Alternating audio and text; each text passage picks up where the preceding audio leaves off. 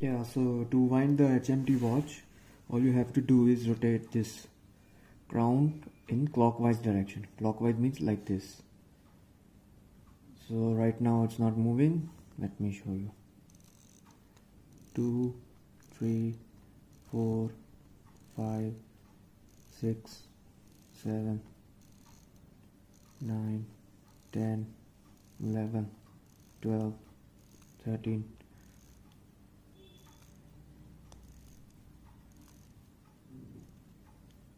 That's it. It cannot be, it's very tight now. That's it.